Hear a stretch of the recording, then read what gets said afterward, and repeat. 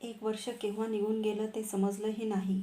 भगवान परशुरामाच्या सहवासात राहण्याचं भाग्य इतकं मोठं होतं की मी एक दिग्विजयी सेनापती आहे, एक दानवीर आहे, या मनाच्या धुंद करणाऱ्या कल्पना केव्हाच अस्पष्ट झाल्या. मी एक आज्ञाधारक, नम्र शिष्य झालो, एक यांत्रिक झालो. झळाळतं ते सर्वच सुवर्ण नसतं हे मला कळून चुकलं. केवळ पराक्रम हाच जीवनाचा अर्थ नसतो, डोळस चिंतनही असावं लागतं हे मला उमगलं. लवकरच मी गुरुदेवांचा प्रिय शिष्य झालो. इतर शिष्यांना माझा हेवा वाटावा असं वातावरण निर्माण झालं. आश्रमातील प्रत्येक दिवस माझ्या पूर्वजन्मीच्या पुण्याईमुळे परशुरामांच्या सहवासात उजळून निघत होता. अनेकदा गुरुदेव मला कलिंगाच्या राज्यात येण्यासाठी आग्रह करीत, पण काहीतरी निमित्त सांगून ते मी टाळी. तसं करताना अर्थात मला यातना होत आणि दुसरं मोठं शल्य डाचत राही ते असत्य सांगितलेल्या कुलाचं. कधी कधी त्या जाणवेनं भोवतीच्या पर्णकुट्या खायला उठल्यासारख्या वाटत. मनाची घोर कुचंबना होई. कुठल्या तरी सांदी कोपऱ्यात आपण रगडले जातो आहोत असं वाटे. अशा वेळी मनाला विरंगुळा मिळावा, कुठंतरी 1-2 घटकांसाठी ते गुंतलेले असावं, या कल्पनेने धनुष्य घेऊन मी मृगयेसाठी महेंद्राच्या दाट अरण्यात एकसारखा फिरत राही. झालेली मृगया एका भिल्लाला देऊन मस्तकावरचा घाम टिपत पुन्हा चढून आश्रमात परतत असे. मनसोक्त भटकल्यामुळे तो दिवस उल्हासात जाई. पुन्हा नव्या रूपानं आश्रमजीवन सुरू होई. असाच एकदा मनाची अस्वस्थता पाठपुरावा करू लागली म्हणून धनुष्य उचलून आश्रमाबाहेर अरण्यात निघालो. 2 प्रहर टळून गेला होता. फांदीवर फांदी घासून पडलेल्या ठिणगीनं दूरवर कुठंतरी धुमसणाऱ्या वणव्याच्या धुराचा लोळ मला महेंद्राच्या एका कड्याच्या बाजूला स्पष्ट दिसत होता. त्या उष्णतेमुळं पक्षीगण निवारा गाठून शांत झाले असावेत. संध्यासमयापर्यंत खूप भटकून सुद्धा एकही श्वापद आढळलं नाही.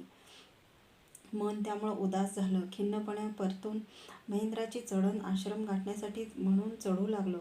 कानांच्या छेदलेल्या पाळ्यांवरून घामाचे बिंदू लवकर खाली ठिपकत नव्हते. 2 टोकामुळे ते दोन्हीकडे विभागून वारंवार अर्धवट तसेच थांबत होते. ते हाताने निपटण्याची आता मला सवय झाली होती. तसे ते एकदा निपटले. खसखस कुठलं तरी श्वापद निवाऱ्याची जागा सोडून बाहेर पडत असावं. त्याच्या हालचालीनं मार्गाकडेची एक झुडपाची जाळी खसखसू लागली. आवाजाचा लक्षभेद करण्याची ही फार दिवसांची सुसंधी चालून आली होती. धनुष्य उचलून मी एक अमोघ बाग चढविला. प्रत्यंच्या कानापर्यंत खेचून आवाजाच्या दिशेने तो झटकन सोडून दिला. अंगठ्याच्या स्पर्शानं कानाची भग्न पाळी पुन्हा हलली.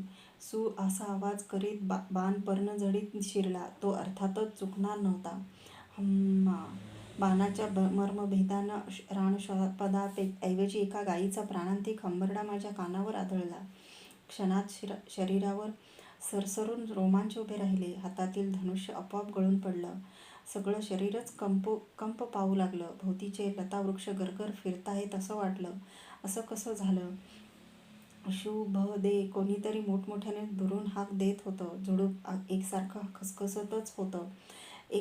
हाका क्षणाक्षणाला वाढत होत्या. धावत जाऊन झुडपाची दाटलेली पर्णझडी हाताने दूर सारताच पलीकडचं दृश्य पाहून सगळं शरीरच थंड पडतं की काय असा भयानक भास मला झाला. एक शुभ्रवर्णी गाय आपले खोर झाडीत तळमळत खाली पडली होती. माझा अमोघ बाण तिच्या मस्तकात कितीतरी खोलवर रुतला होता. एका वेलीत अडकलेली शिंगं काढून घेण्याचा तिचा यत्न तसाच राहिला होता. ती वेलीत तशीच अडकलेली होती. सगळं झुडूप उद्ध्वस्त झालं होतं. सारं विचित्र दिसत होतं. झुडपावरून उडी घेऊन मी तिच्या मस्तकातील बाण काढण्याचा व्यर्थ प्रयत्न करू लागलो, पण तो तिच्या कवटीत खोलवर रुतला होता.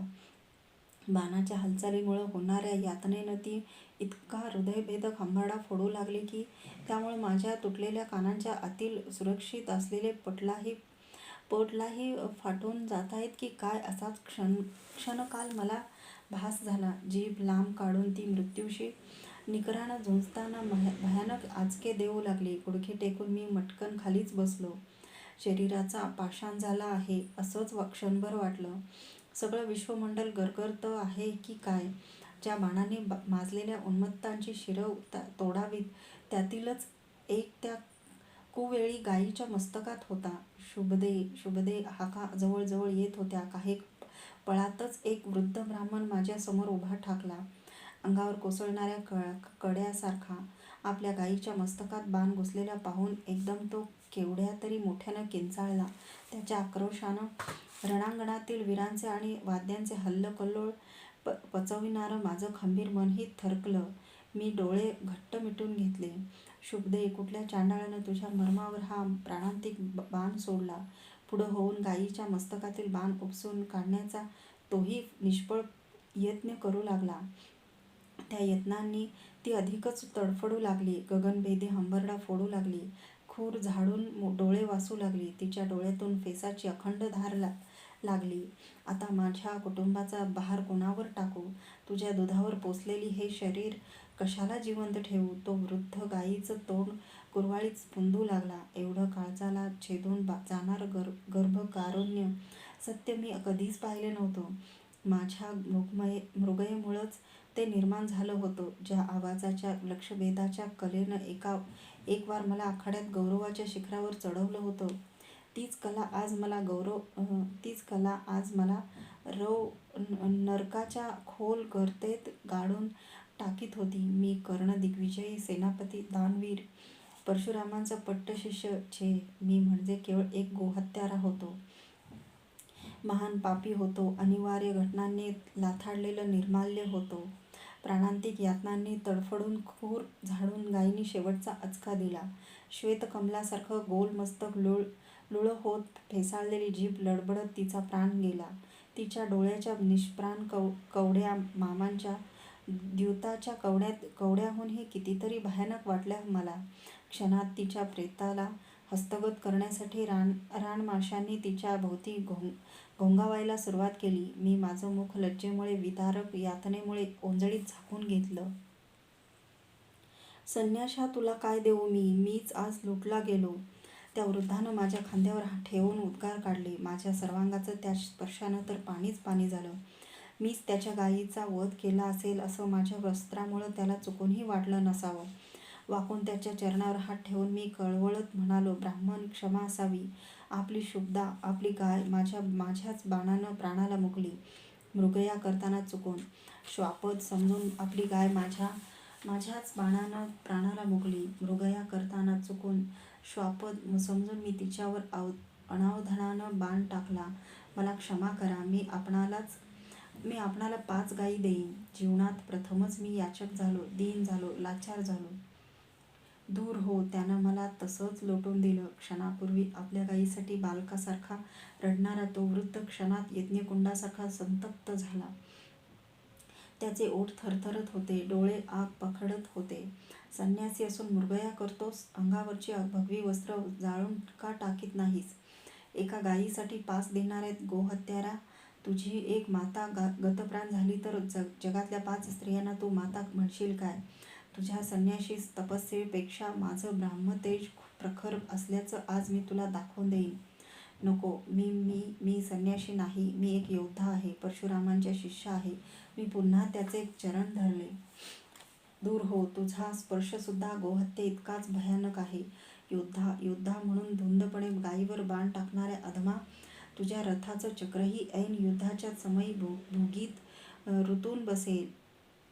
या गायीच्या मस्तकात रुतलेल्या तुझ्या बाणासारखंच कितीही जीव तोडून आटापिटा केलंस तरी ते कधीही बाहेर निघणार नाहीत. चालता हो.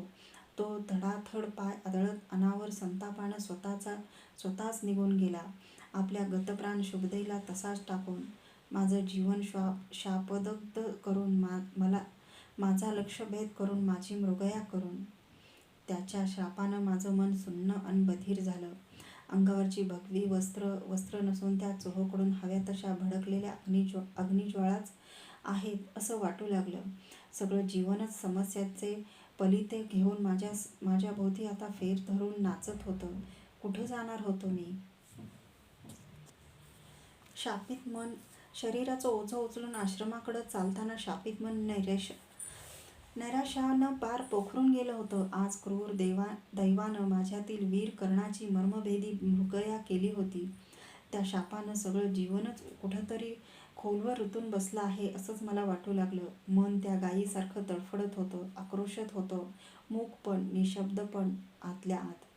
ज्या भिल्लाला रोजची मृगया देत होतो त्याला गायीचा मृतदेह पुरून टाकायला सांगून त्याच्या हाती अभद्र धनुष्य विसर्जित करून त्याला म्हणालो, आजपासून मृगया संपली.